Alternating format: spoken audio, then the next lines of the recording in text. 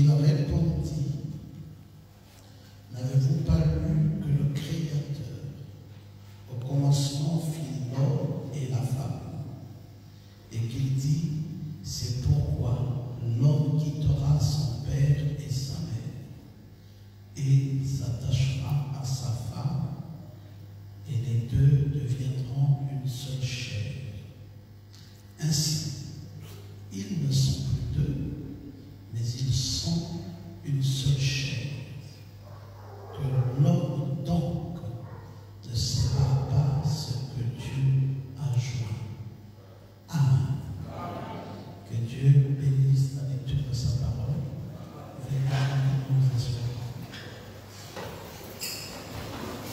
Nous allons ce matin, alors que nous sommes en train de célébrer ce mariage de Nancy et de Joris, intitulé leur mariage, l'homme s'attachera à sa femme.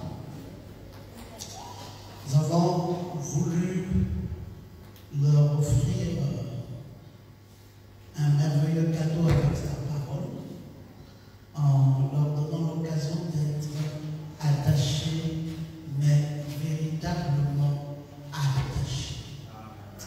Vous savez que le mariage, ça vous le savez très bien, qui est une institution divine, qui a commencé depuis le Jardin d'Éden, qui a été célébré par notre Dieu lui-même, qui célébra le premier mariage d'Adam et de Ève, n'avait jamais voulu qu'il y ait rupture ou qu'il y ait divorce dans le mariage que lui, l'Éternel, avait institué.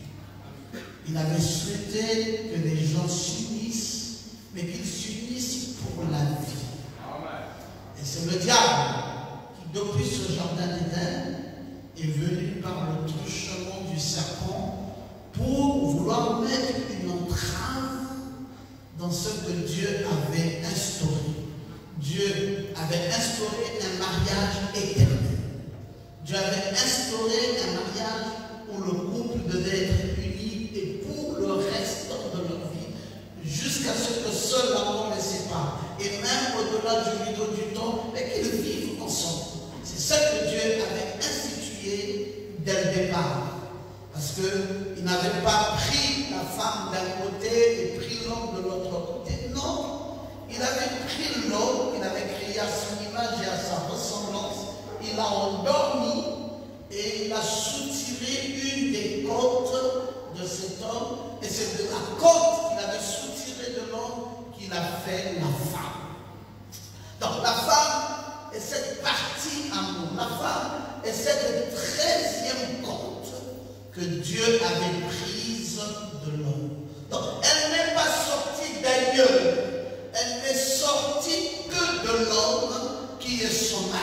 En fait, c'est l'homme qu'on endormit et la femme a été prise de cet homme pour n'être que le reflet de cet homme. Donc, il n'y avait pas moyen de pouvoir les séparer ou les diviser ou les envoyer l'un d'un côté ou l'un de l'autre côté. Parce qu'ils avaient été faits depuis le commencement comme étant une seule et même personne.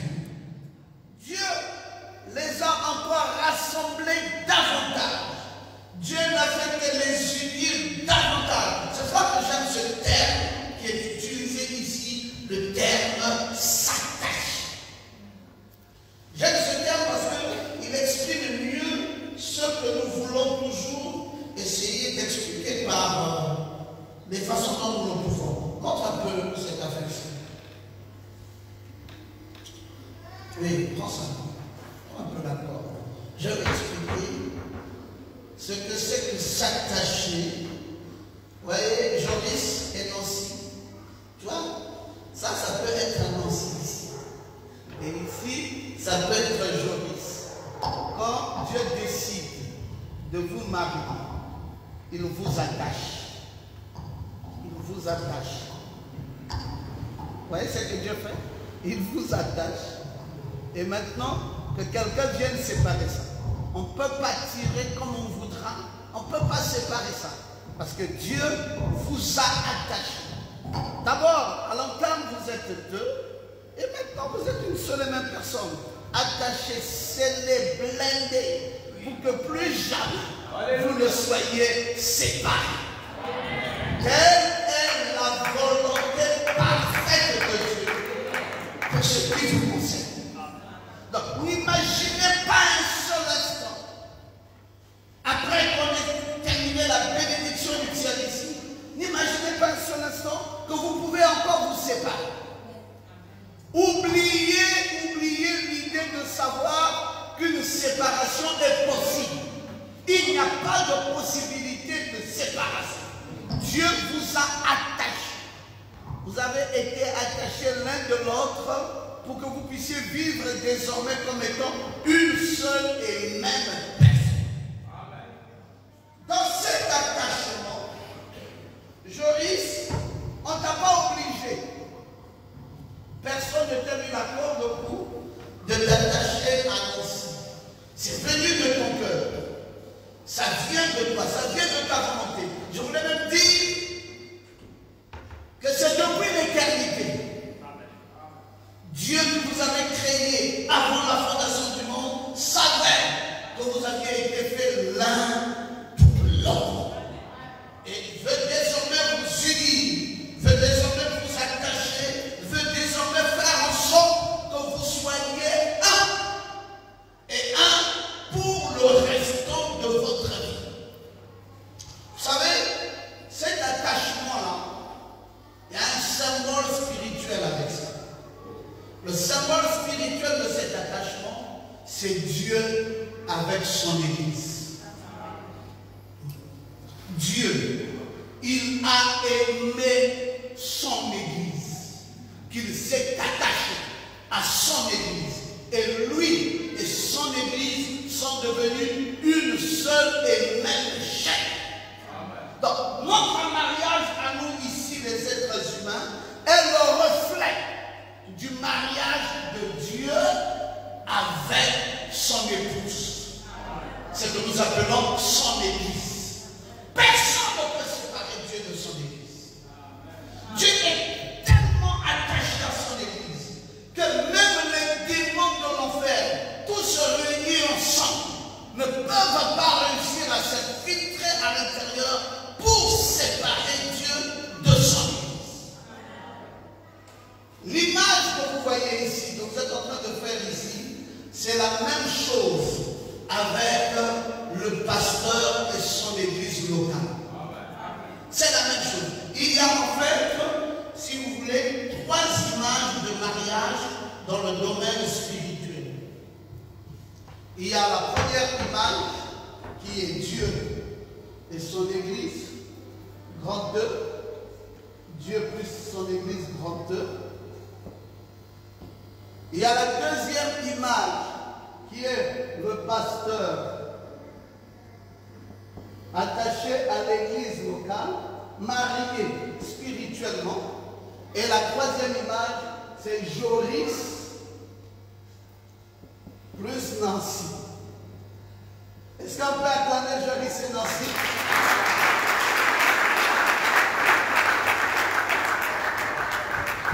Ces liens là, tels que vous les voyez là, sont indivisibles.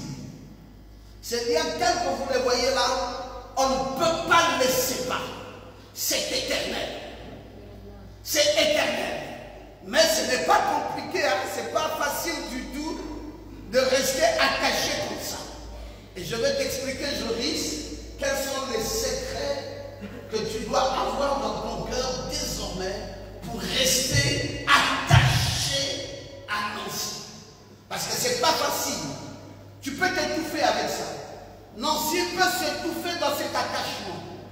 Nancy peut sentir à un moment donné comme un dégoût d'être toujours lié à un homme. Parce que c'est souffrant. C'est bon le premier jour du mariage, mais 10 ans après, 20 ans après, 30 ans après, comme maman, Roma et moi maintenant, 30 ans. 30 ans après, il faut toujours avoir la même constance. Toujours la même fidélité, toujours avoir le même amour, toujours avoir le même engouement, toujours avoir la même disponibilité d'esprit et de cœur, toujours avoir le même pardon, toujours. Papa, faut pas s'enlacer. Tu vas trouver qu'à un moment donné, je n'en peux plus. C'est agaçant, c'est fatigant. C'est là où les païens disent, est-ce que quelqu'un va manger les haricots tous les jours? Mais qu'est-ce qu'ils veulent eux? Comment ils entendent eux le mariage? Pour nous, le mariage n'est pas une nourriture. Le mariage, c'est la combinaison des cœurs. C'est la combinaison d'esprit. Ça va même plus loin. C'est la combinaison des âmes. Le mariage n'est pas simplement une affaire de nourriture. Le mariage n'est pas une affaire de lit. Parce qu'on va au lit, bon, après on se lave. C'est comme ça que les païens finissent par casser leur mariage. Parce qu'ils estiment que c'est une affaire de lit. On est allé au lit, bon. Et puis à un moment donné, on est dégoûté, c'est toujours la même chose. Bon, on veut changer un peu. Ça, c'est pas le mariage. Le mariage, Joris, n'a jamais été une question de lit. Le mariage, le prophète William Branham dit, est triple. Vous êtes mariés de corps, vous êtes mariés d'esprit, et vous êtes même mariés d'âme. C'est quelque chose qui est sacré, c'est quelque chose qui va très loin, c'est quelque chose qu'on ne peut pas en aucun cas séparer. C'est impossible de séparer ça. C'est éternel. Vous vivez l'un l'autre. Dans les hauts, vous êtes ensemble. Mais dans les bas aussi, vous êtes ensemble. Vous ne serez pas ensemble quand ça ira bien.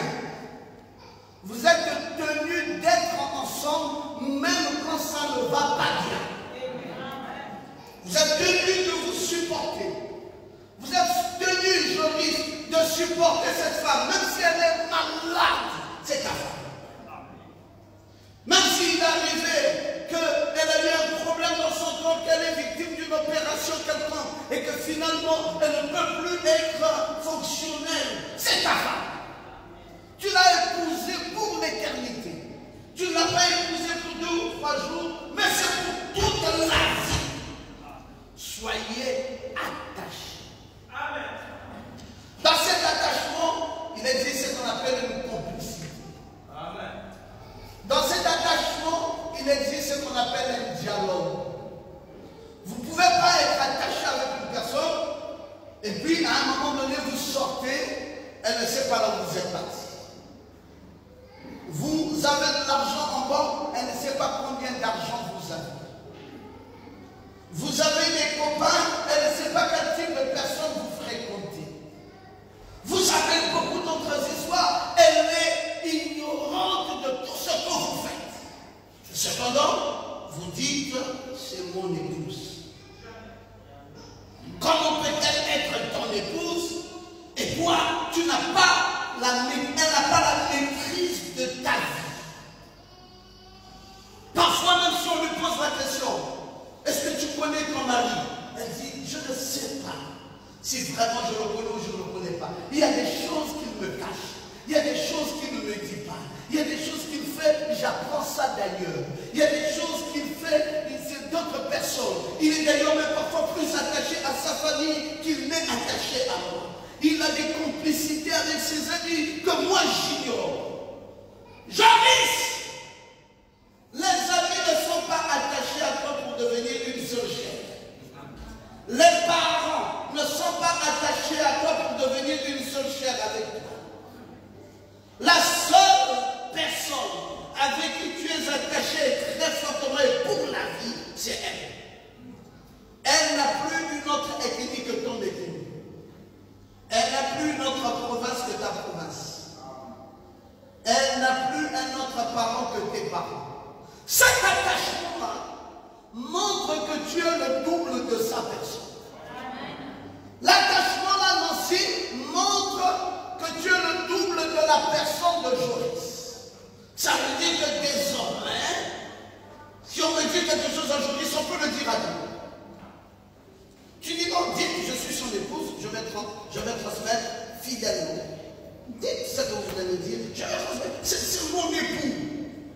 C'est mon époux. Entre lui et moi, il n'y a pas un secret à l'intérieur. Entre lui et moi, c'est la transparence totale. J'ai été attaché à cet homme le 8, aujourd'hui c'est quoi le 8, hein? Le 10 décembre, et plutôt le 10 janvier 2021, j'ai été attaché à cet homme devant Dieu. Le maire, il vous donne un certificat de mariage et il vous souhaite le bonheur et il sait que quand ça n'ira pas, il vous a dit tous les articles.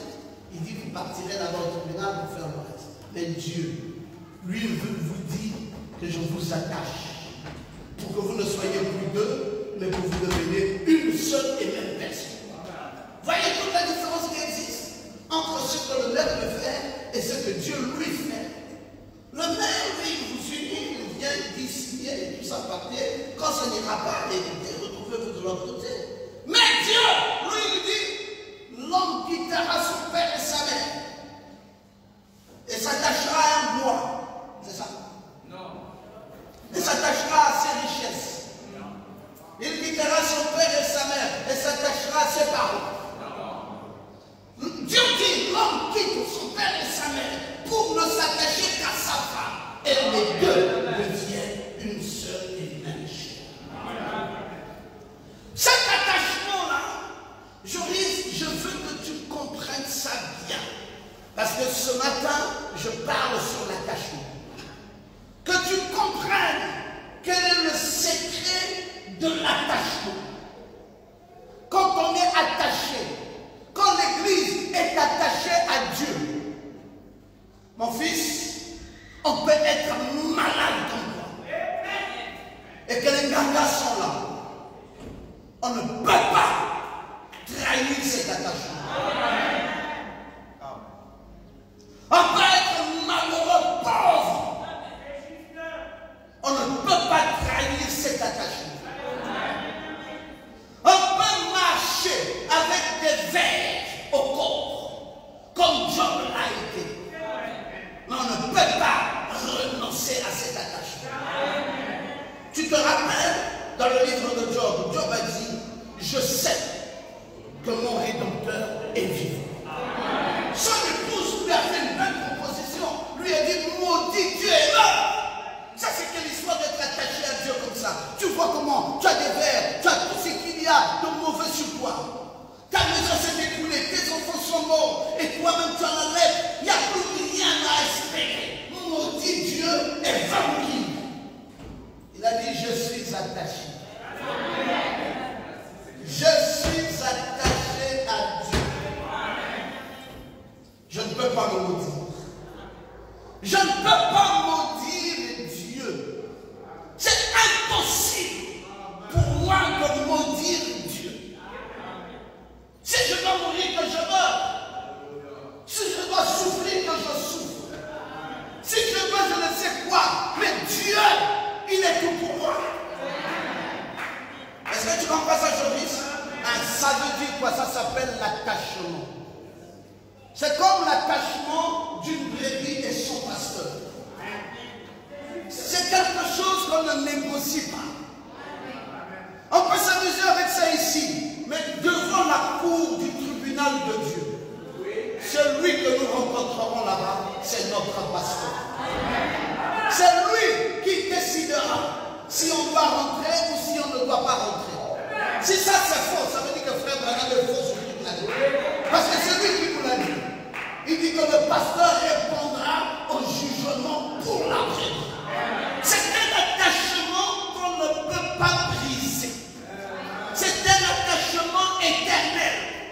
On peut s'amuser, on peut faire tout ce qu'on veut, mais il y a des choses qu'on ne peut jamais briser. Il y a des liens. Ce sont ces trois liens-là. Le pasteur avec une église locale. Un lien fort et éternel. C'est le mari spirituel de l'église. C'est fort. C'est fort. Le prophète a dit, vous devez croire en lui. Pas à 99%, à 100%. Toi, tu dois croire à Joris à 100%. Il faut qu'il y ait une confiance réelle. Quand Joris t'a dit une chose, Nancy, crois ça. Si quelqu'un d'autre vient te dire que voici, mais depuis tu commences à constater que ce que Joris dit et ce que les gens du dehors disent, et tu commences à balancer ça, ma fille, prends ce que les gens du dehors ont dit, mais ça dans la poubelle. Si tu veux garder ton mariage, crois dans ton mari.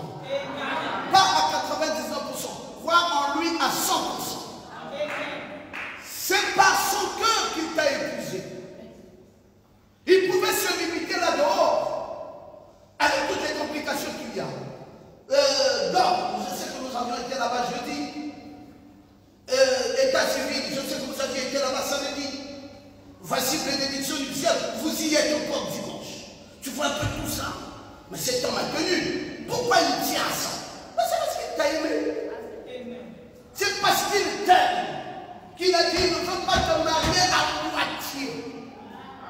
Il veut te marier de façon complète. À la dot, à l'état civil et à l'église. Et qu'il est prêt à payer tous les prix, même s'il faut répondre devant le tribunal de Dieu. Il a pris cet engagement. C'est un engagement, ma fille, un engagement d'amour.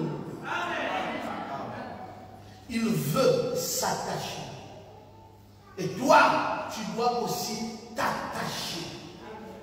Et cet attachement-là veut dire que vous avez le même type d'esprit. Parfois même, quand on va l'interroger sur une question à part, on vient t'interroger sur la même question à part, vous parlez le même langage. Vous dites, mais c'est pas possible. Mais comment ça arrive? C'est ça, les païens, en observant ça très bien, ils ont dit qui s'assemble se ressemble. Et ils sont même allés plus loin, ils ont dit même ceux qui se ressemblent, ça veut dire qu'ils s'assemblent. Ma fille, attachement. Attachement dans l'écoute. Attachement dans le parler. Attachement dans la vue. Attachement dans le cœur. Attachement dans l'âme. Attachement en tout. En tout, ma fille. Parce que vous avez fait un vœu. Et vous allez réitérer ça tout à l'heure devant le pasteur. Quand vous faites un vœu, le prophète de Dieu dit dans le message Hébreu au chapitre 7, première partie. Et nous sommes au paragraphe 189. Il dit, mon frère, quand vous faites un vœu, vous êtes liés par ce vœu jusqu'à ce que la mort vous libère. Amen. Vous êtes liés par ce vœu jusqu'à ce que la mort vous libère. C'est exactement vrai. Certainement, quand vous faites un vœu, cela vous lie. C'est ça l'attachement, le lien que tu entends. C'est ça l'attachement. C'est parti d'où? C'est parti d'un vœu. Tu as dit que j'aimerais que tu sois mon épouse. Alléluia. Elle a dit, oui, j'accepte que tu sois mon époux. Qui est témoin? Qui n'est pas témoin? Dieu était là. Dieu était là. Il a entendu quand tu l'as dit.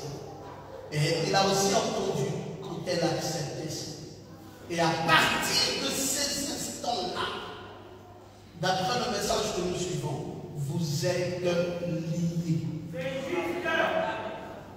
Liés pour combien de temps? Jusqu'à ce que la mort vous libère.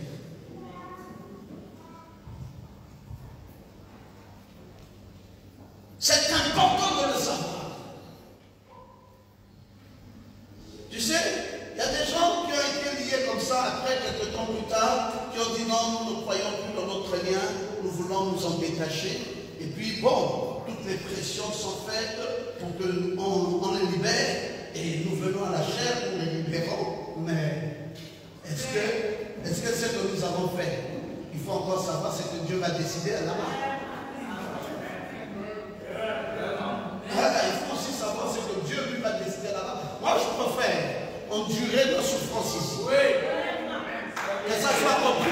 quoi? J'essaie de m'abaisser, j'essaie de m'humilier, j'essaie d'arranger. Parce qu'il y a des endroits où je ne serai plus capable d'arranger. Quand je peux arranger ici, j'arrange. Mon fils, ce lien est sacré. Ma fille, c'est sacré. Hier, c'était là-bas, vous vous êtes aimés, l'enfant est venu, tout ça, c'était beau. Mais ce que vous faites maintenant est plus grave. Maintenant, là, vous venez devant Dieu et vous allez faire un vœu du haut de cette chair devant la Sainte Église. Vous allez jurer désormais pour être unis pour la vie. Comment allez-vous gérer votre attachement? Comment allez-vous gérer votre vœu?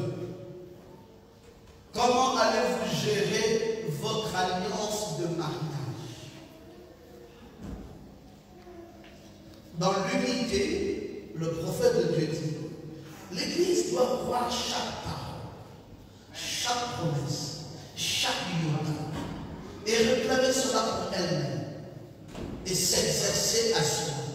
Si j'étais célibataire, dira-t-il, et que j'étais fiancé à une fille, puisque je lui envoie quelque chose, une bague de fiançailles, et qu'elle ne la porte pas, en ce cas, cela montre qu'elle ne me croit pas. Elle ne veut pas être mon épouse. Si Christ envoie à l'Église les dons qu'il a promis et qu'il les refuse et disent qu'ils n'existent pas, ils ne veulent pas être l'épouse de Christ. Ils sont fiancés à quelqu'un autre amoureux et non pas à Christ, l'époux. La vraie Église garde la promesse, garde tout, accepte tout ce que Dieu lui envoie. L'alliance que nous allons mettre ici sur la Bible du pasteur, ce n'est pas une alliance coupée quelque part. C'est une alliance fermée. Ça fait un cercle rond. On ne sait pas où ça a commencé, où ça s'est terminé. C'est entièrement fermé.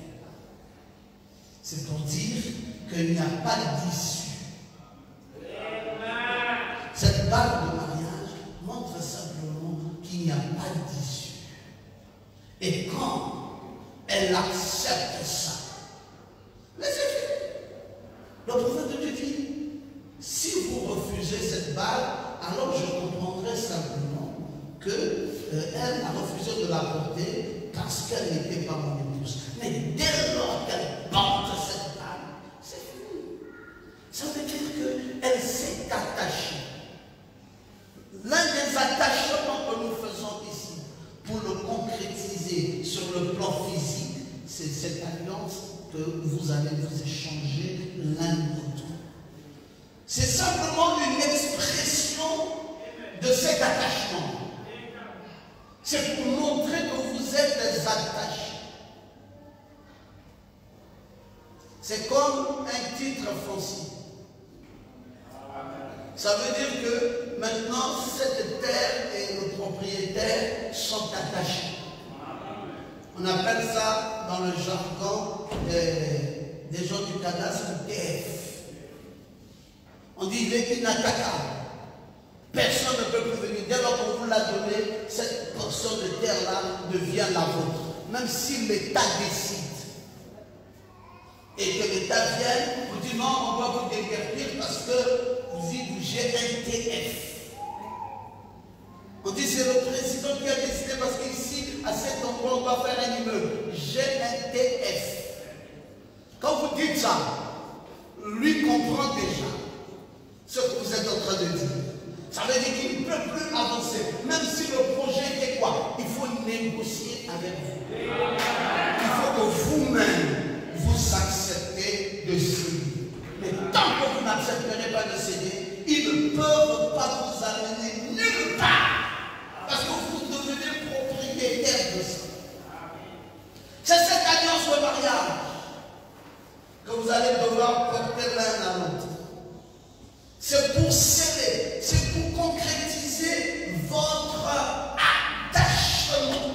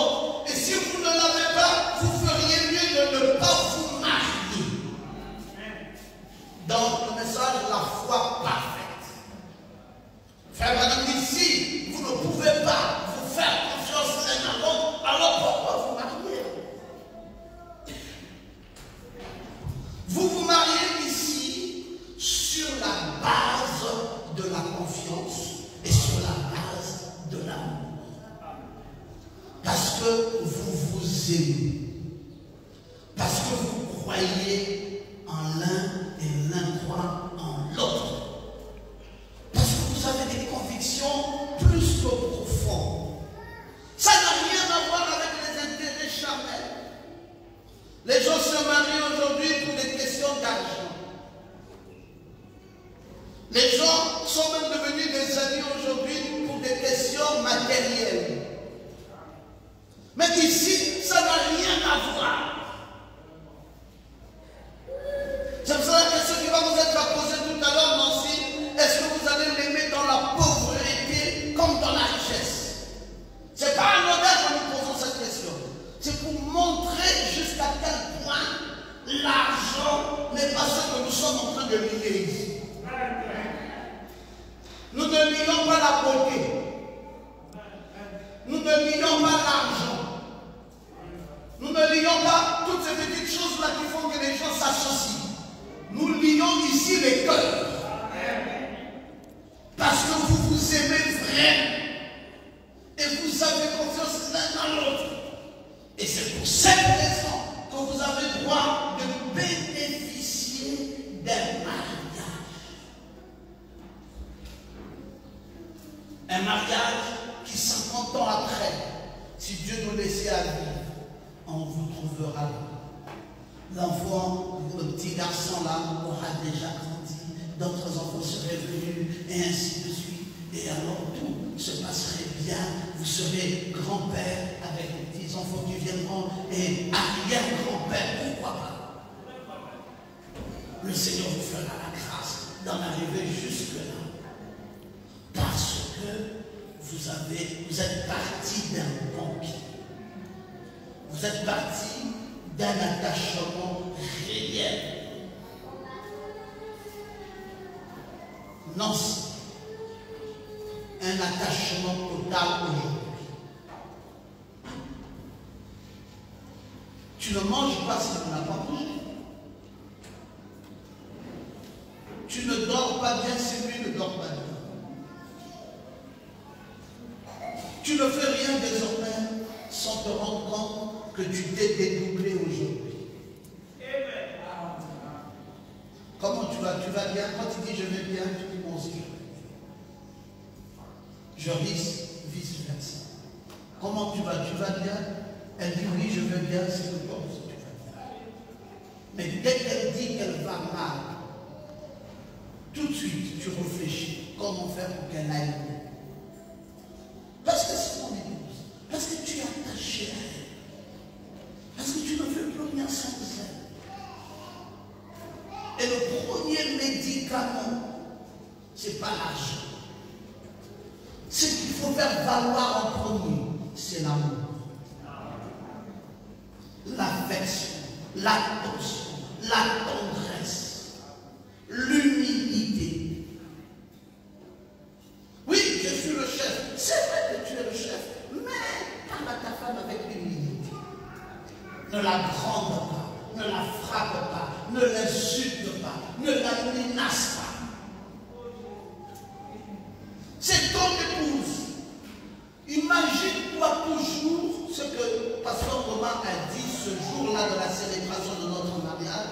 Il a illustré notre mariage en prenant les deux micros et en les attachant. Donc, quand tu insultes Nancy, tu t'es insulté. Quand tu la frappes, mais tu t'es frappé. Quand tu la méprises, est-ce que tu t'es méprisé? Si tu ne veux pas être méprisé, ne la méprise pas. Si tu ne veux pas être insulté, ne l'insulte pas. Parce que vous êtes liés. C'est un lien éternel. Fils, c'est un lien éternel. Et j'ai dit, ce lien est semblable à celui de Dieu et l'Église grande et à celui du pasteur et l'Église locale. Retenez ça et ne l'oubliez jamais. C'est un lien d'amour, c'est un lien d'humilité, c'est un lien d'abaissement. Oui, tu es pasteur, alors ça veut dire que tu as tous les droits sur les brebis. Non, c'est celui qui s'est demandé pardon à sa brebis. C'est celui qui s'est s'humilier devant la brebis. C'est même celui qui sait se briser complètement pour dire à la brebis, est-ce que j'ai fait quelque chose de mal? Si j'ai fait quelque chose de mal, pardonne-moi. Un bon mari, c'est celui qui sait dire à sa femme, si j'ai fait quelque chose de mal, pardonne-moi. Même s'il a des droits de chef, cela ne doit pas l'emmener à s'enorgueillir avec. Il ne doit pas faire valoir ses droits à n'importe quel moment parce qu'il en est le chef. Il doit savoir se briser. Les liens sont les liens d'amour. C'est pour cela qu'il est écrit dans Proverbe 12 au verset 4, une femme valiante fait la fierté de son mari. Et une femme indigne est comme un concert qui range les os. Une femme indigne. Une femme qui ne connaît pas sa position. Une femme arrogante. Une femme qui ne sait pas accorder le pardon à son mari. Une femme, si le mari a fait une erreur, parce que ça va arriver, on ne peut pas dire que tel que vous êtes engagé ici, vous êtes engagé dans une vie parfaite où il n'y aura pas d'erreur. Oubliez déjà ça.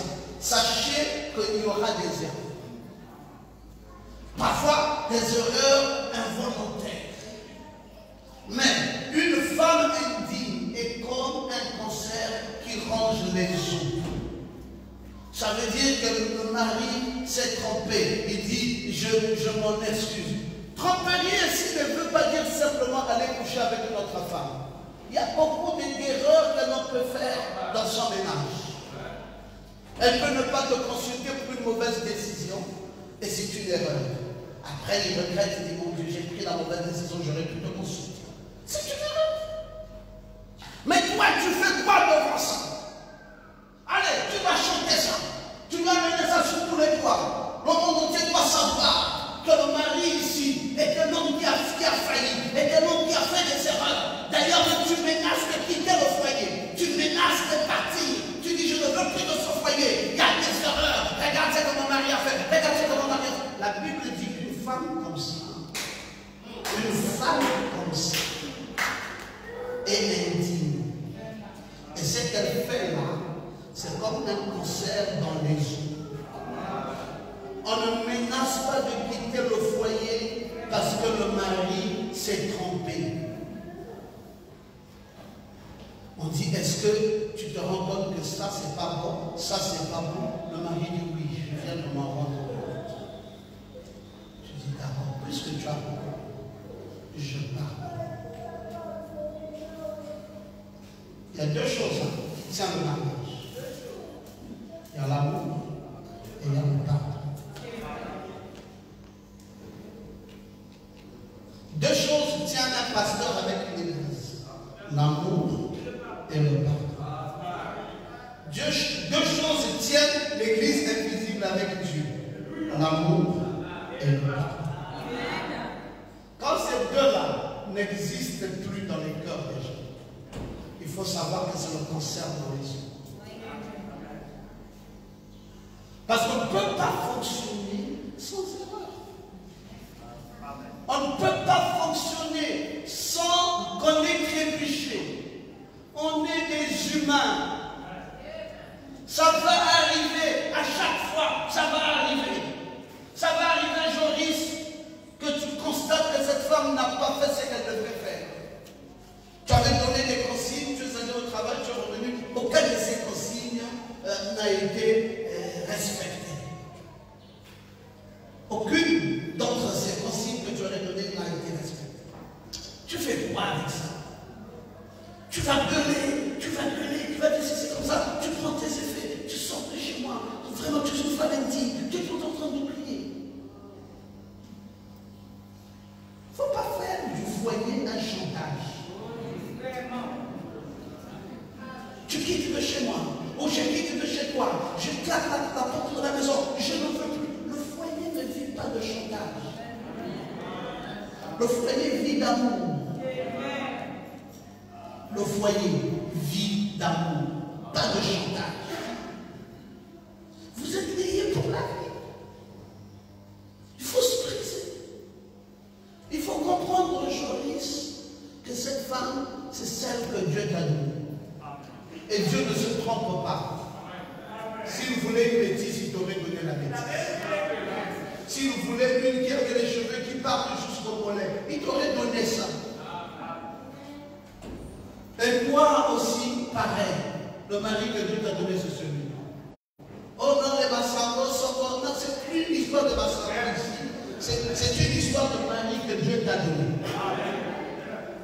Oh non, les Guéchira, tout ça, c'est pas une histoire de Guéchira. Oh, chez nous, parce que moi j'ai un côté franc, chez nous les francs. Il y a plus ça, ma fille. Si tu fais ça, tu es en train de détruire ton foyer. Si Dieu voulait te donner un Américain, il t'aurait donné un Américain. Comme ça, vous parlerez anglais. Et tu serais bien là et tu dis que oui, mon mari, c'est un Américain. Mais il t'a donné celui-là. Et Dieu sait pourquoi. Il te comprendra mieux que l'Américain. Parce que vous n'avez pas la même culture. Vous n'avez pas les us et coutumes pareilles. Vous n'avez pas les mêmes habitudes. Lui te comprendra mieux. Mais l'Américain ne te comprendra pas bien parce qu'il vit dans une autre dimension qui n'est pas la tienne. Dieu ne se trompe pas. Il faut accepter ton mari. Attache-toi à lui. N'aie pas de complexe. Rien ne dit que si c'était un Français, il serait mieux que celui qui est. C'est des complexes inutiles que nous développons dans nos cœurs qui n'ont pas leur raison d'être. Attache-toi à Joris. Aime-le tel qu'il est. Prends-le tel qu'il est. J'aurais voulu qu'il soit un peu plus gros. Non, Dieu l'a aimé comme ça. J'aurais voulu qu'elle soit un peu plus mince. Non, Dieu a voulu qu'elle soit comme ça. La taille là, c'est ce que Dieu a voulu. La grosseur là, c'est ce que Dieu a voulu. La figure là, c'est ce que Dieu a voulu. Et c'est ce que Dieu a aimé pour toi, je pense. Attache-toi à ça. Que ces conseils que je donne ce matin, qui sont aussi valables pour le reste de l'Église. Que les gens comprennent, parce que quand on enseigne sur le mariage, et qu'on a un couple devant nous, parfois ceux qui sont au loin pensent qu'on ne s'adresse qu'à ce couple. Au même moment qu'on parle à ce couple, on vous parle aussi à vous. C'est valable. La pratique de ça est valable pour tout le monde. Et aussi valable pour moi qui vous parle. Parce que je ne suis pas non plus exempt de ça. S'attacher, l'attachement. C'est ça le socle.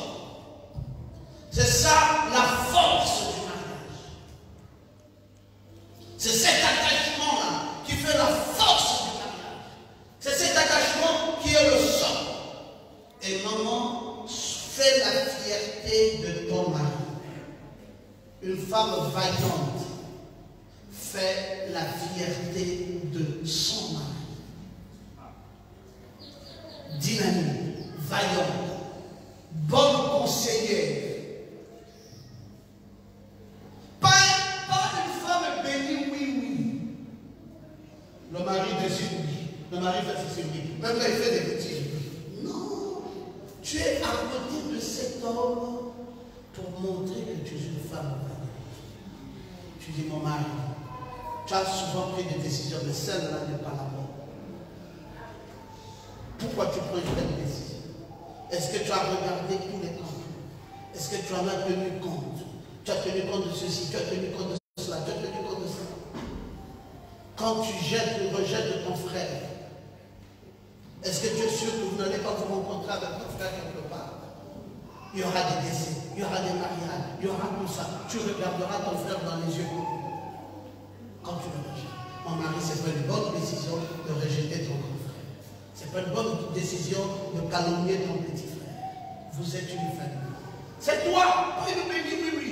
Moi, je ne veux plus de mon frère. Ah, d'ailleurs, oui, c'est quand même bien fait. Tu vas diviser les familles. Tu vas diviser les familles. Parce que tu n'es pas une bonne conseillère à côté de cet homme. Sois une meilleure conseillère. Dieu t'a mis à ses côtés pour savoir lui dire ce qui est bien et ce qui n'est pas bien. Être capable de lui dire, mon mari, cette décision-là que tu es en train de prendre n'est pas bonne. Je ne te suivrai pas dedans.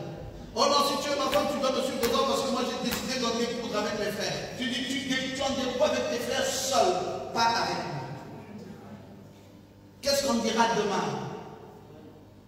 Que je suis quel type de femme? Quand tu es venu, quand tu avais commencé avec tes frères, moi je n'étais pas là. Je suis venu te trouver avec tes frères. Et c'est maintenant moi qui vais valider ces séparations-là. Tu aurais mieux fait de te séparer avec tes frères avant de m'avoir rencontré.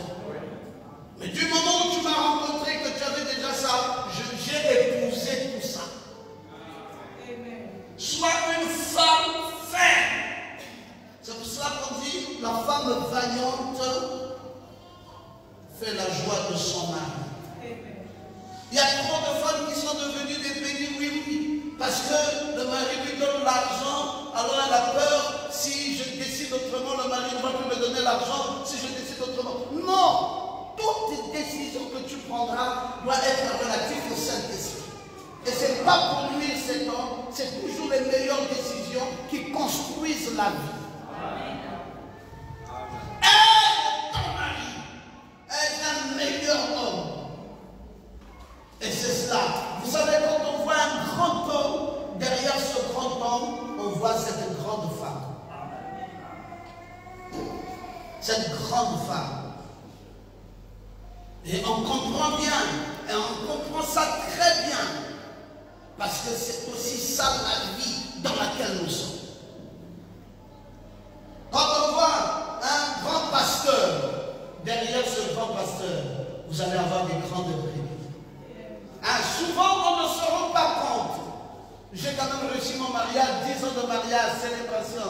J'ai fait le mariage, 15 ans de mariage, anniversaire. Qui a inspiré ça? Qui a fortifié ça? Qui a été derrière ça? Qui a enseigné pour que ça reste comme ça? Il y avait un pasteur. Amen. Mais parfois, dans l'ingratitude, on a tout oublié. On a tout oublié. On pense qu'on a réussi soi-même. Les païens auraient aussi réussi. C'est difficile. Parfois même les païens croyaient qu'il y avait un papa derrière.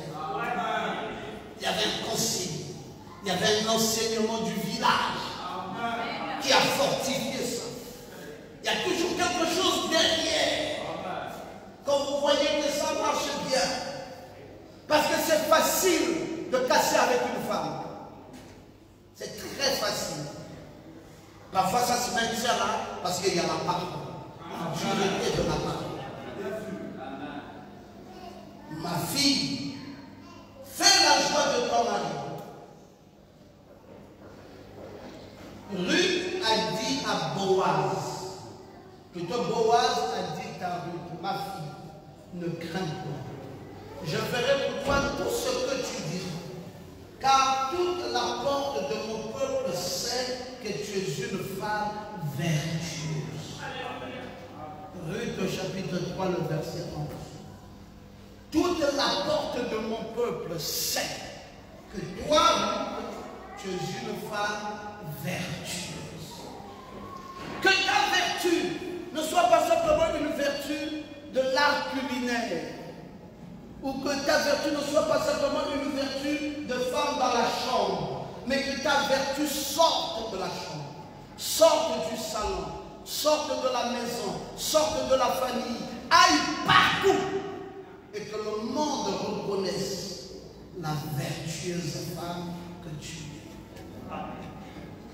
Comment une femme est-elle vertueuse? Par tes conseils, par ton comportement, par ton humilité, par ton abaissement, par ta faculté d'écoute, ta faculté de discernement, ta faculté d'adaptation, ta faculté. Il ne faut pas travailler pour qu'à la fin, tu sois vu comme une mauvaise femme. Quand les gens verront ce que vous êtes en train de devenir dans la désinvolture, on dit, mais pourquoi ce couple est désinvolte? Pourquoi une telle désinvolture dans la vie de ces gens-là? On dit, est-ce que la femme-là est une femme vertueuse? Elle aurait été une femme vertueuse, que cette désinvolture ne se serait pas installée dans ce foyer. Sois cette femme vertueuse, comme Boaz l'a vue dans cette femme qu'on appelait Ruth et a dit. C'est pour cela, le roi sage, dans Proverbe 31, verset 10, dit, qui peut trouver une femme vertueuse? C'est une question qu'il posait, et il répondait à cette question, il dit, elle a bien plus de valeur que les pères. La femme vertueuse. Et le cœur de son mari a confiance en elle. Et les produits ne lui font pas défaut. Elle lui fait du bien et non du mal tous les jours de sa vie. Tous les jours de sa vie, cette femme fait du bien à cet homme. Elle se procure de la laine et du lin. Elle travaille d'une main joyeuse. Elle est comme un navire marchand. Elle amène son pain de loin. Qui peut trouver une femme vertueuse? Tu sais, ma fille, quand on revient sur le pasteur et l'église locale, il y a quelque chose là-bas que le prophète de Dieu dit. Il dit, pour savoir que l'église est spirituelle, il dit, regardez les femmes. Il dit, ce sont ces femmes-là qui déterminent l'état d'esprit de l'église. Parce qu'une femme vertueuse, ça ne se cache pas. Une femme vertueuse, ça se fait voir à l'œil nu. Une femme vertueuse, elle a plus de valeur que les pères. Papa. Une femme vertueuse, c'est toujours comme ça, elle est toujours coupée. Elle voit le pasteur. Oh mon père, mon pasteur. Oh papa, qu'est-ce que je peux faire pour toi, papa? Qu'est-ce que je peux te donner comme à manger? Qu'est-ce que je peux te donner comme à boire? Papa, tu ne m'as pas appelé ta fille, tu n'aimes plus ta fille, papa. Prie ta fille, papa. Papa, je suis ce que je suis parce que tu étais là. Papa. Femme vertueuse. Sarah, qui était une femme vertueuse, appelait son mari physique là comme Seigneur. C'est ça la vertu. Quand cet homme pense à toi, même quand un démon fort veut rentrer dans son cœur, mais quand il pense à ce que tu représentes à ses yeux, tout s'effrite. Dit cette femme, non, c'est un cadeau de l'Éternel. C'est un cadeau. Elle ne parle pas, elle est aimable, elle est gentille, elle est serviable, elle est humble, elle est bien. Oh mon Dieu, cette femme.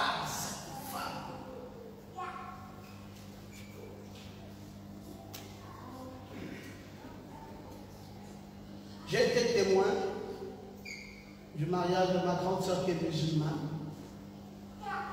Là, au 5e arrondissement, ça fait 18 ans aujourd'hui, avec son mari musulman. Et quand Yakadi demandait à ce que je vienne signer son acte de mariage, je ne savais pas, elle ne m'avait pas prévenu qu'elle devait se marier sous le régime polygamique.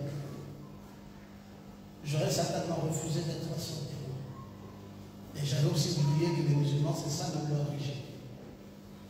Et je me suis retrouvé avec. Non, j'ai dit 18 ans, non, je ne prends pas ici de 28 ans. Et j'étais là témoin. Polygamie, j'ai dit, ah merde, pourquoi il m'a amené dans cette bêtise? Bon, c'était des gens engagés, j'ai été son témoin, j'ai signé. Mais 20 ans plus tard, je suis allé voir Idriss. J'ai dit, mais j'étais pas encore, j'avais pris l'engagement d'être polygame. Mais je n'ai pas vu une autre femme. La réponse qu'il m'a donnée, c'est que même si tu revenais 50 ans plus tard, tu ne trouveras pas une autre femme.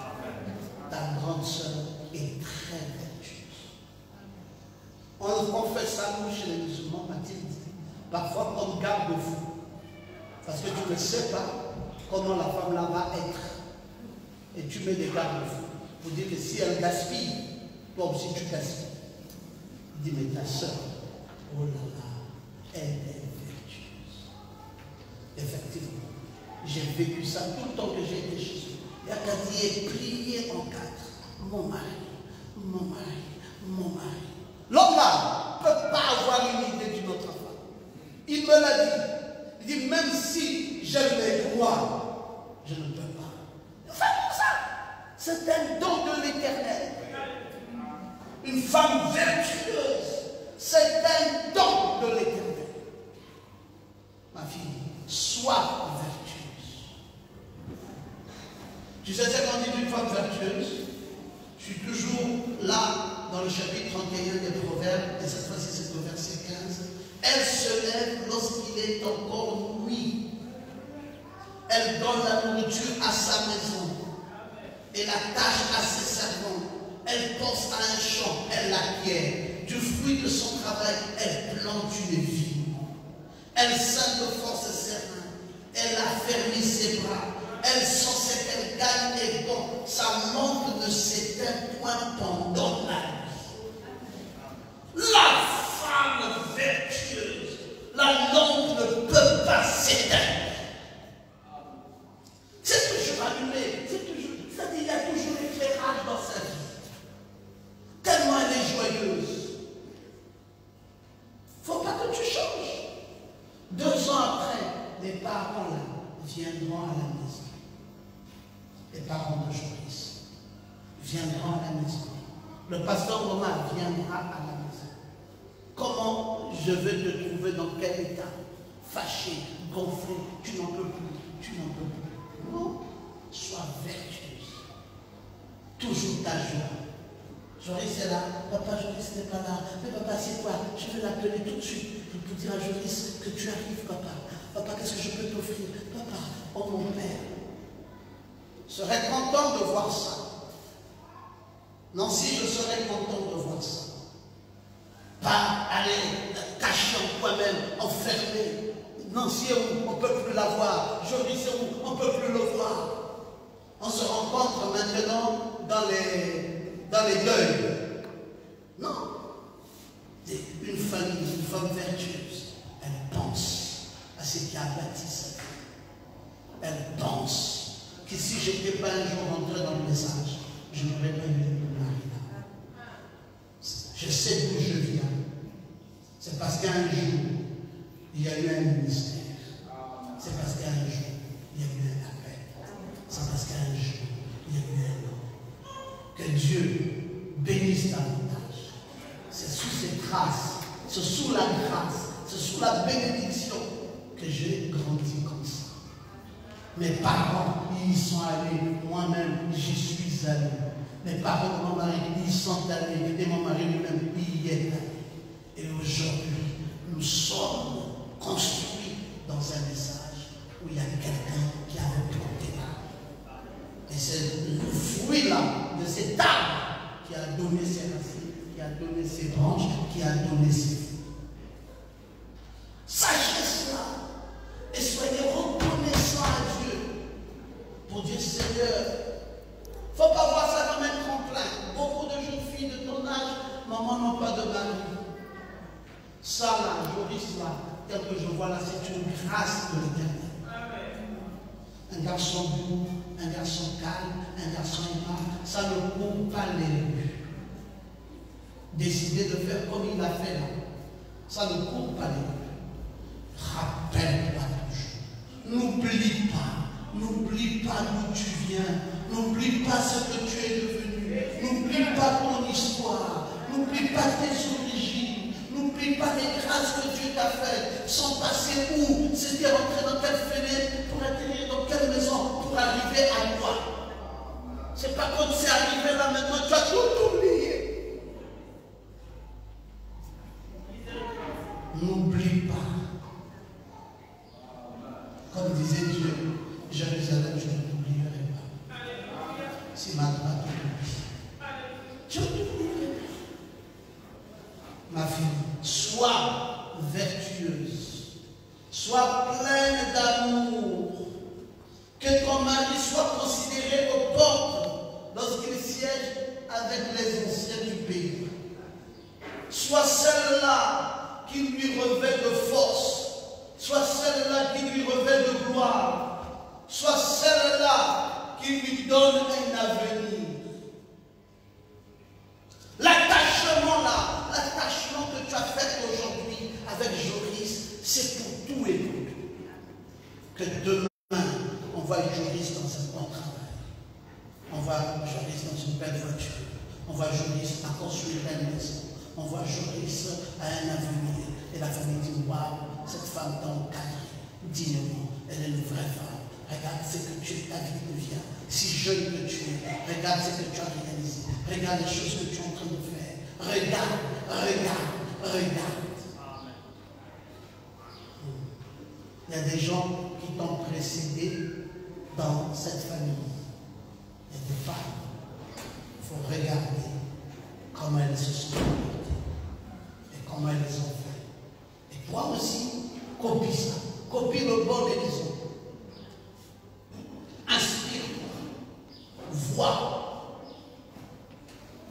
Et tu comprendras que tu peux avoir un rôle à jouer dans la vie de ce garçon. Pas le fait le commencement d'aujourd'hui. Chaque chose commence faiblement. Mais le niveau, rappelle-toi, est dans les mains de son Père. Celui qui a commencé cette œuvre l'amènera quelque part. Je connais, je suis le père de toute cette famille. Je sais comment chaque enfant est venu ici. Je connais l'histoire de chacun d'entre eux de façon détaillée. On ne m'apprend pas quelque chose avec ma famille. Mais nous avons enduré. Quand il n'y avait rien, nous avons enduré ça ensemble. Nous avons enduré ensemble. Nous avons aimé les enfants de la même manière que nous les avons aimés, même quand ils étaient à l'école.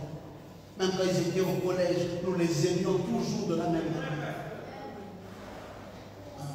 C'est pas parce qu'aujourd'hui ils travaillent, ils ont de l'argent, ils ont des immeubles et tout ça, que le père que je suis, j'ai oublié ce qu'ils étaient hier. Je sais l'histoire de chacun d'entre eux. Je les ai aimés de la même manière qu'ils grandissaient, de la même manière. J'ai prié tous les jours que Dieu fait. Tous les jours que Dieu fait, j'ai prié. Et puis, après le travail est venu, j'ai prié. Les voix de maison sont venues, j'ai prié. Les postes sont venus. C'est ce que tu dois faire, maman. Je ne suis pas sûr que quand tout sera arrivé, que Joris te jettera comme une malpropre. Je ne suis pas sûr. Continue à prier. Dis Joris, tu n'as rien, tu auras. Dieu m'a mis à côté de toi pour jouer un rôle. Je jouerai mon rôle. Joris, tu ne seras pas ingrat. Joris, c'est pas quand ça viendra que tu me tourneras le dos. Tu ne seras pas ingrat. Je jouerai mon rôle. Je soutiendrai, je prierai, je veillerai. Sois une femme vertueuse. C'est la recommandation qu'on t'a donnée. C'est la même recommandation qu'on te donne à toi, qu'on donne à une église locale et qu'on donne aussi à une église grande. Vous voyez, vous êtes tous la même ligne.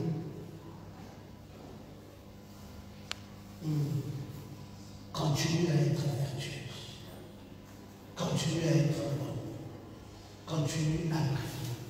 Si ce monsieur t'a choisi, c'est qu'il a vu quelque chose. S'il n'avait pas vu ça, je ne pense pas qu'il serait là en train de l'épouser comme il l'a fait. Il a vu quelque chose. Vous savez, Joris, en dehors du salut, la vie éternelle. Il n'y a rien de mieux que Dieu puisse donner à un homme, sinon une bonne femme. C'est ce que le prophète de Dieu dit dans le message de Signal au jour du salut. Il n'y a rien que Dieu puisse donner à un homme, sinon une bonne femme. Il n'y a rien que Dieu puisse se donner lui-même, sinon une bonne église, sans tache, ni ride, ni rien de semblable.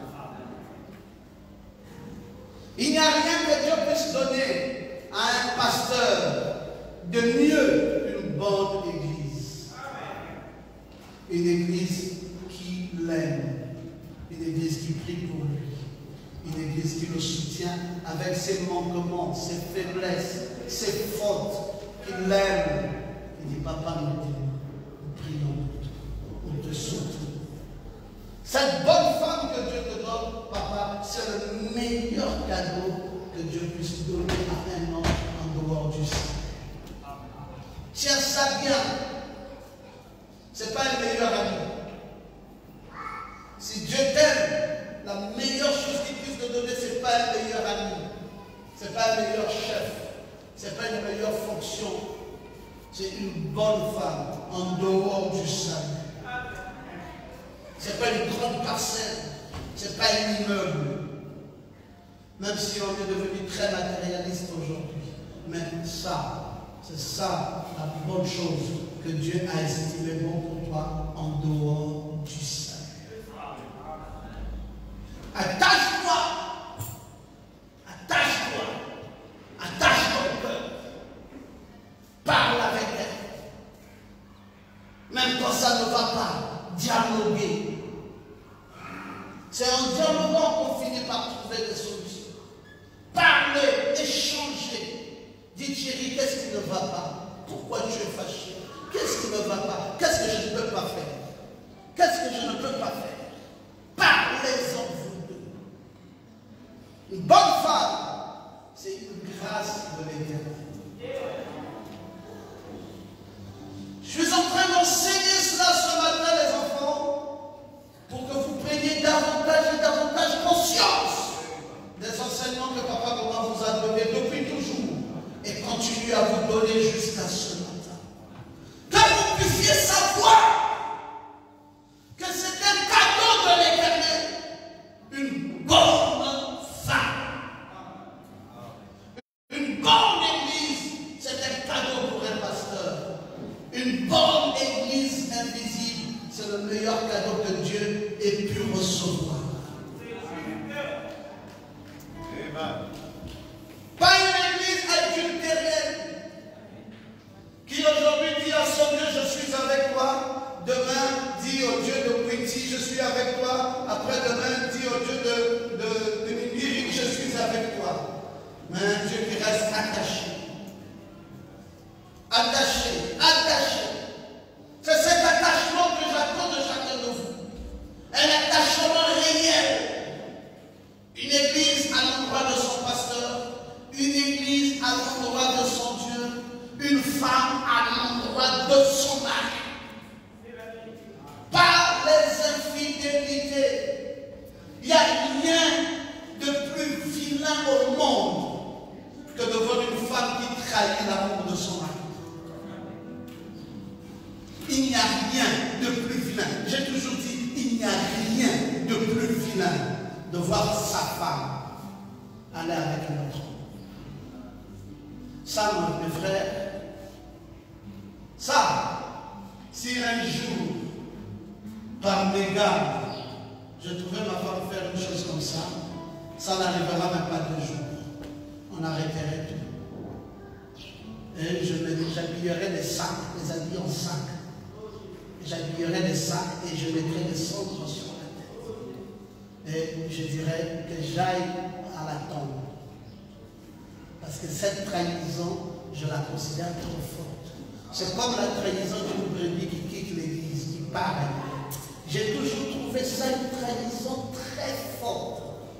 Dans mon cœur, j'ai toujours trouvé cette façon de faire comme une trahison la plus ignoble qui soit. La trahison d'une femme à l'endroit de son mari.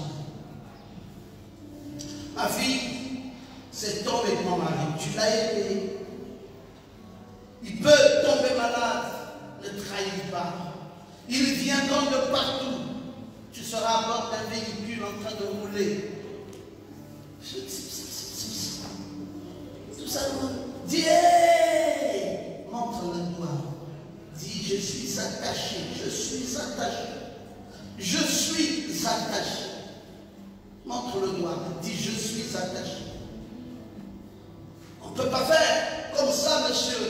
Cherchez-vous aussi votre attachement quelque part. Moi, que vous sollicitez là, je suis attaché.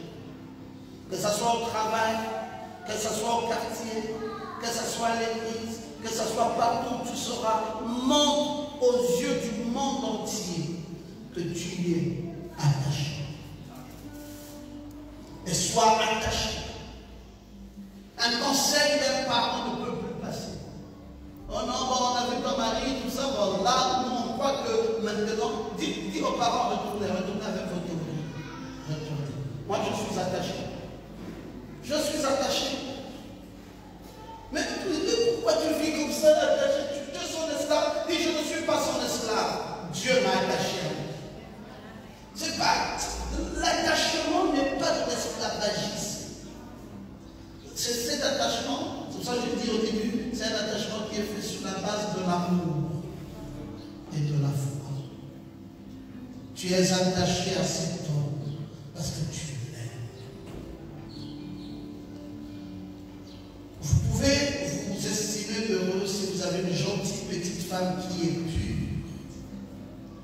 Vous estimez heureux quand vous avez une gentille petite femme qui est honnête. Frère Madame dit ça dans le signal rouge de sa vie. Quand vous avez une gentille petite femme qui est pure, vous pouvez vous estimer heureux. Une gentille petite femme qui est honnête, vous pouvez vous estimer heureux. Une gentille petite femme qui est vertueuse, vous pouvez vous estimer heureux.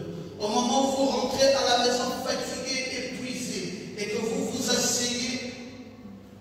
asseyez, elle peut vous parler.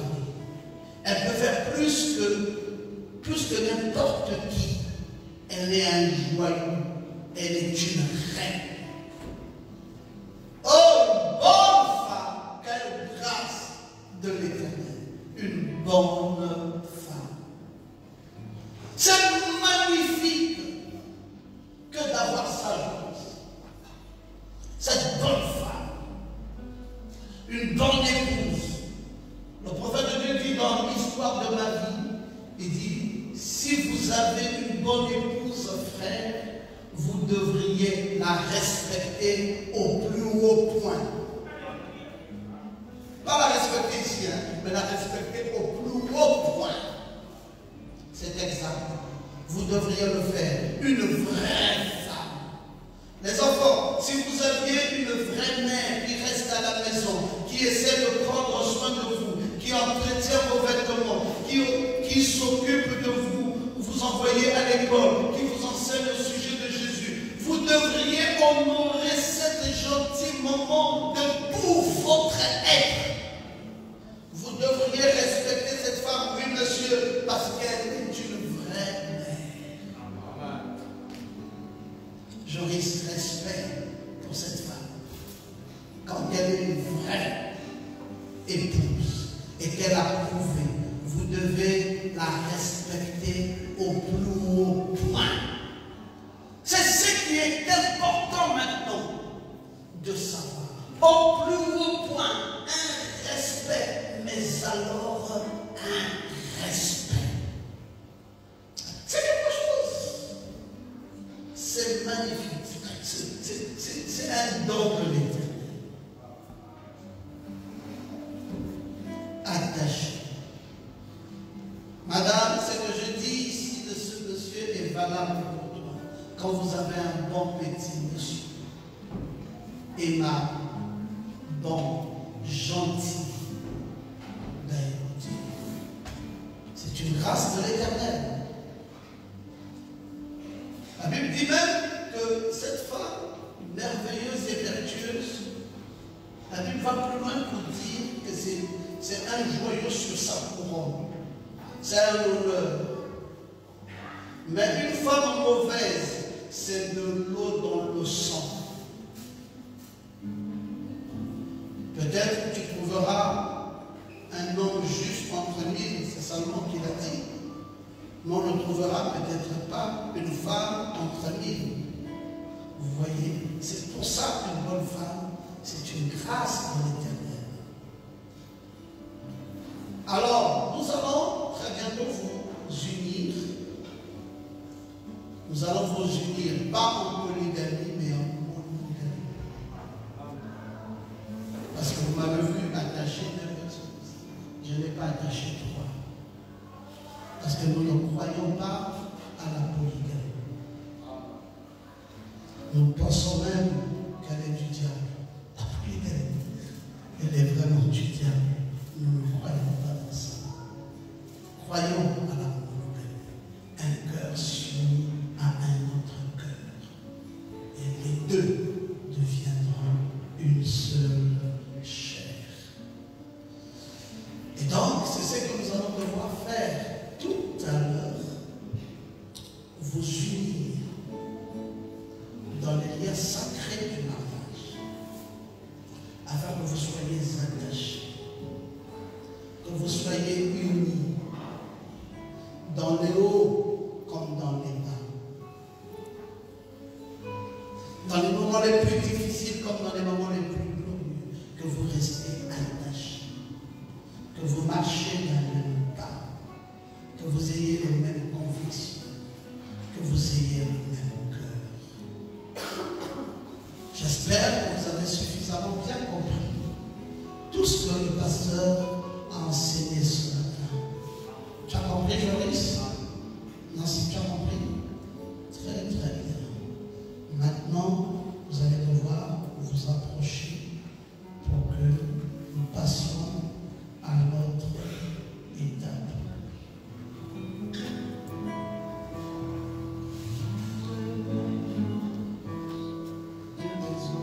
Attends, vous allez rentrer, vous partez ensemble, madame de compagnie. Olivier essaie de gérer ça. Amène-les quand même dans une ambiance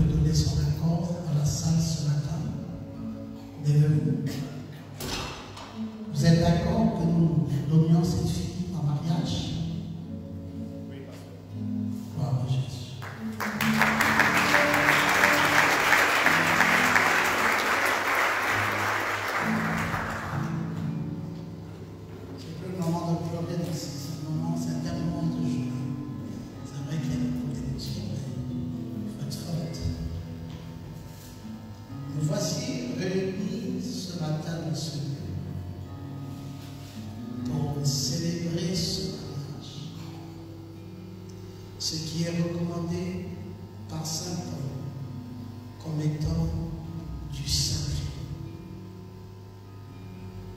Il ne nous est pas demandé d'y entrer simplement, mais nous devons le faire en toute responsabilité avec la crainte de Dieu. Si vous connaissez tous les deux un motif juste pouvant vous empêcher d'être mariés ce matin, alors vous allez nous le dire. Est-ce que nous pouvons célébrer ce mariage, Joris, sans difficulté, sans problème, parce que vous êtes certain que c'est bien aussi votre épouse? Oui, pasteur.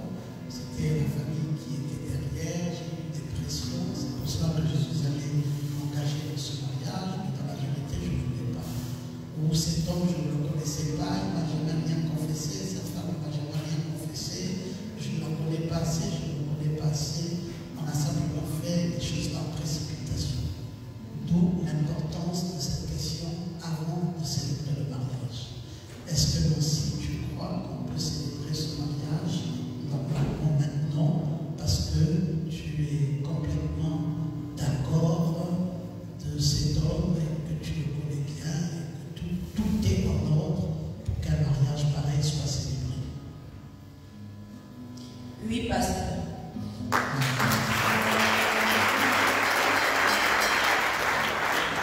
Voici donc les deux alliances qui sont placées sur la Bible du pasteur. J'espère que vous comprenez bien toute son importance.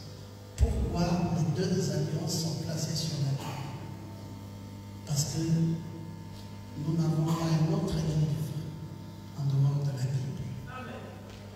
Nous n'avons pas un autre credo en dehors de Christ. Et nous n'avons pas une autre loi en dehors de l'amour. C'est ça la devise du message. Une seule loi, c'est l'amour. Un seul credo, c'est Christ. Un seul livre, c'est la Bible. Et la Bible est la parole éternelle de Dieu. Et quand nous plaçons nos alliances sur cette Bible, ça veut dire que nous rendons votre union éternelle, telle que la parole est éternelle. C'est ça toute la signification de ces deux alliances posées sur la Bible du pasteur. Nous croyons que vous avez réfléchi sur cette lourde responsabilité que vous êtes sur le point d'assumer maintenant. Rassurez-vous que tout mariage, uni autrement que ne le permet la parole de Dieu, ce mariage n'est pas légal. Nous allons maintenant vous demander de joindre vos deux mains droites et de vous regarder les yeux dans les yeux.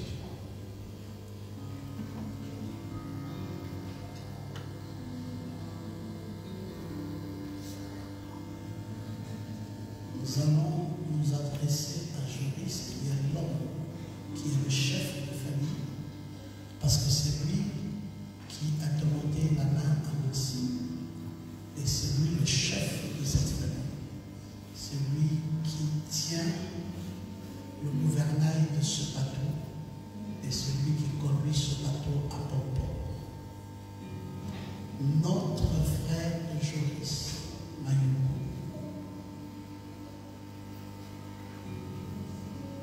voudriez-vous prendre cette femme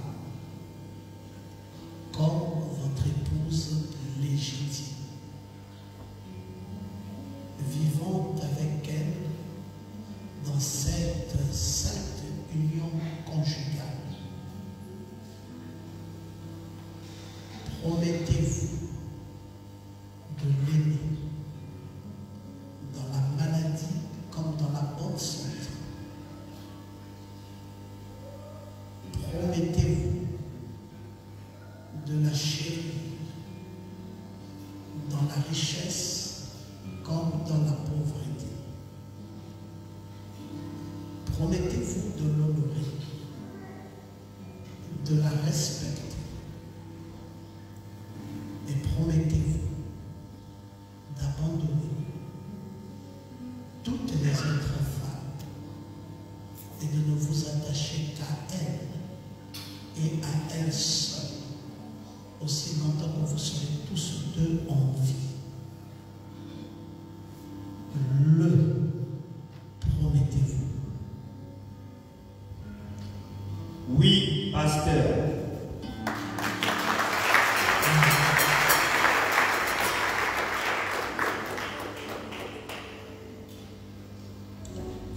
Sœur Nancy,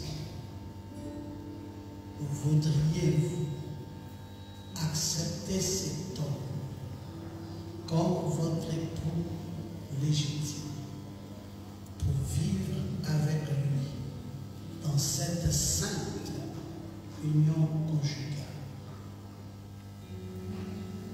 Promettez-vous de l'aimer dans la maladie comme dans la santé, de le chérir dans la richesse comme dans la pauvreté. Promettez-vous de l'honorer, de le respecter.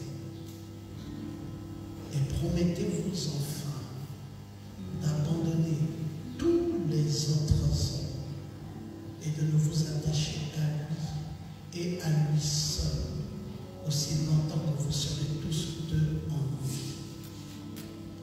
Le promettez-vous? Oui, pasteur.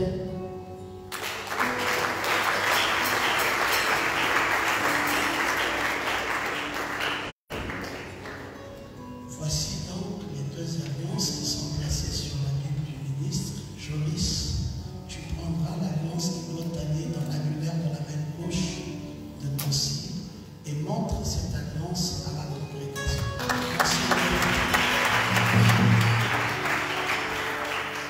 Et Nancy de nous montrer sa main gauche pour nous certifier qu'il n'y a pas d'alliance dans cette main gauche. Tends la main vers Joris, attends s'il te plaît. Maintenant que tu vas introduire cette alliance du mariage sur l'annulaire de la main gauche de celle qui va être ton épouse dans quelques instants, nous voulons te donner cette belle occasion de lui parler en même temps et de lui dire ce qui vient de ton cœur. Comme ça, tu vas, pendant que tu introduis cette alliance de mariage, tu vas en même temps lui dire ce que tu ressens dans ton cœur pour elle. Parce que c'est surtout dans ces instants comme ceci où ce qui vient du cœur est très profond et très vrai. Parce que c'est maintenant le moment où jamais tu sais cette alliance devant Dieu. Donc parle. Nancy chérie, en signe d'attachement, d'affection, d'amour, je scelle ici notre amour pour l'éternité devant Dieu et devant les hommes.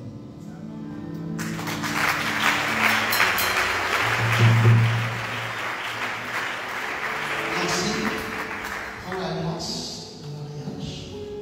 Tu peux te retourner vers la congrégation pour montrer à la congrégation.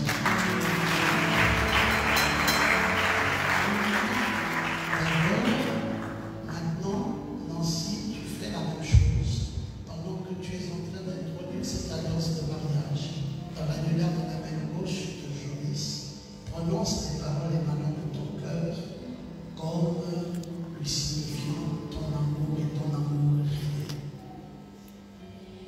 Joris, devant Dieu et devant les hommes, je te promets fidélité, amour, pour l'éternité.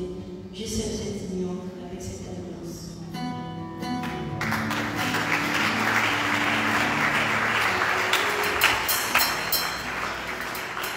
Vous allez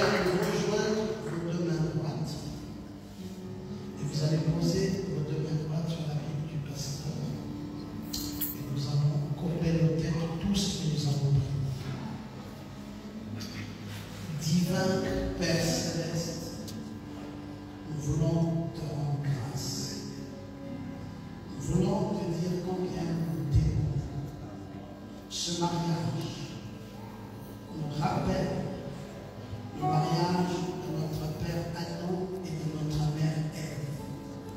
Le mariage, pour toi, notre Dieu, tu avais été le législateur. C'était toi qui avais célébré ce mariage comme étant le tout premier pasteur du premier couple qu'il y eut sur la terre. Tu avais d'ailleurs prononcé des bonnes paroles à leur endroit. Voici ce que tu avais dit. Soyez féconds, multipliez-vous, remplissez la terre et assujettissez-la. Tu avais uni ce couple dans les liens sacrés du mariage. Père, ce mariage nous rappelle également le mariage de notre patriarche Abraham et de la matriarche Sarah. Un mariage qui avait été très fructueux, lequel mariage est sorti Isaac, duquel s'est marié à la belle Rebecca, et nous avons eu à la suite Jacob, qu'on appela Israël, de qui est issu les 12 tribus des enfants d'Israël. Un mariage fructueux, un mariage béni. Ce mariage encore de ce matin nous rappelle le mariage de Christ et son épouse. Lui, l'agneau de Dieu, qui s'est uni à la colombe. Un mariage bénissant, un mariage fructifiant.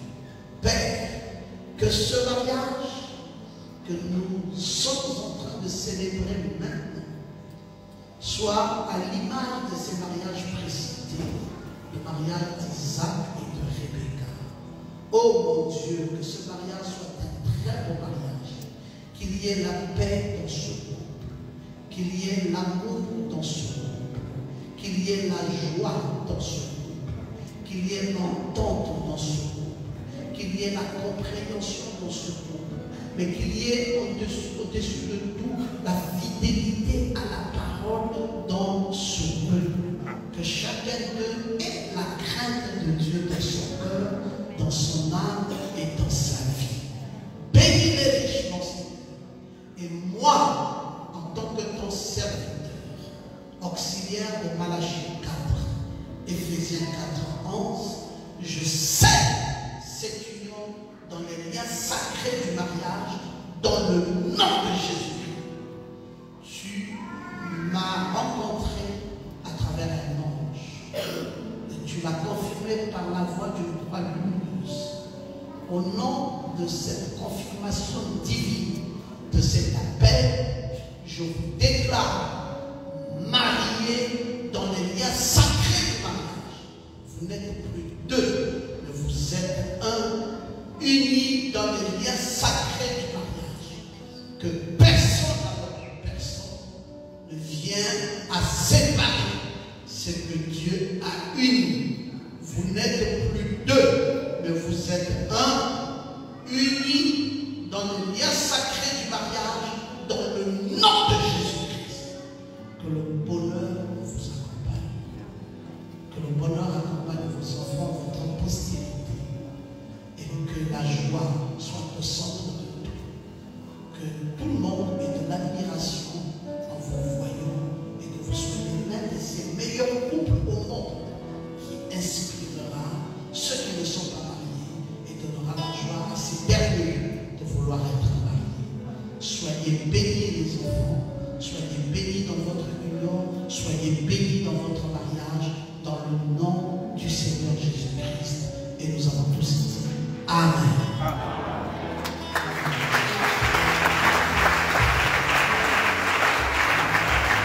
Regardez toujours l'organisation.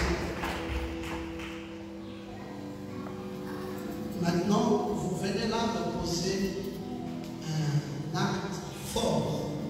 Parce que vous êtes scellés désormais dans les liens sacrés du mariage. Mais vous n'avez pas fini, en fait, toutes les procédures du mariage.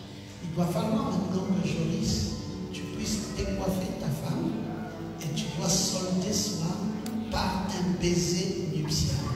Et au regard de la congrégation tout entière. Oui, enlève là ce voile.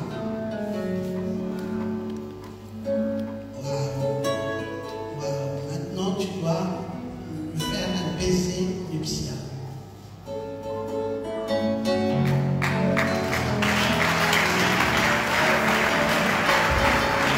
Très bien. À présent aussi, tu dois devoir enlever ce voile de ta tête. Et en faisant ce geste, tu es en train de signifier que désormais, c'est Joris qui est ton chef. Toi, tu n'as plus de tête, c'est lui désormais ta tête et tu lui es soumis en tout et pour tout. Mets cela sur l'épaule de ton mari. Voilà. Magnifique. Magnifique. Est-ce qu'on peut acclamer le Seigneur?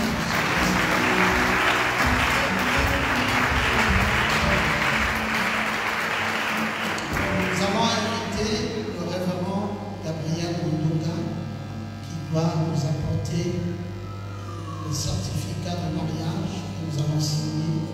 Et entre-temps, les chants de musique chrétienne pendant que le certificat de mariage approche.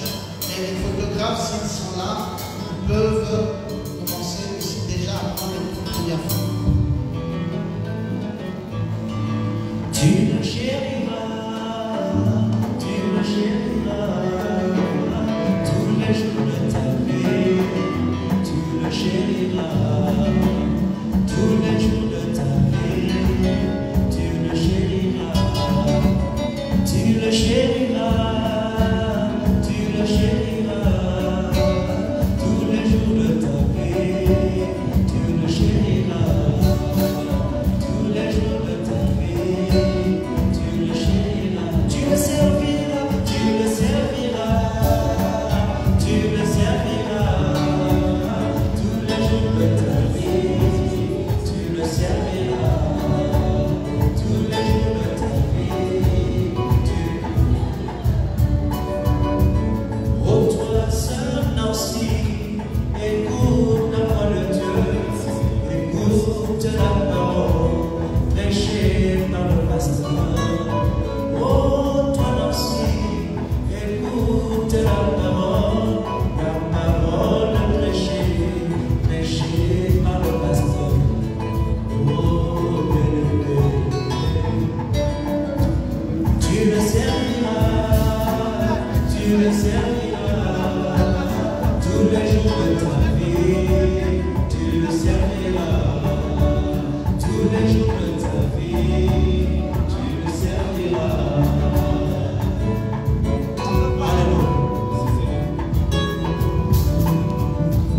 Oh toi mon bien-aimé, mon frère Joris, ce matin tu as entendu la voix de Dieu.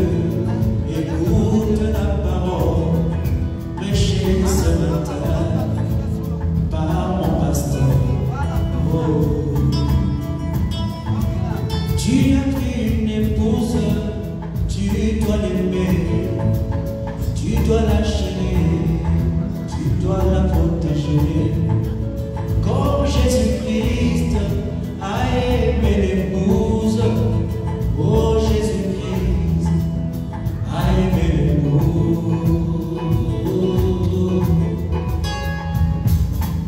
Tu la serviras, tu la chériras, tous les jours de ta vie, tu la chériras. Oh, tous les jours de sa vie, tu la chériras. Oh, tu la chériras, tu la chériras.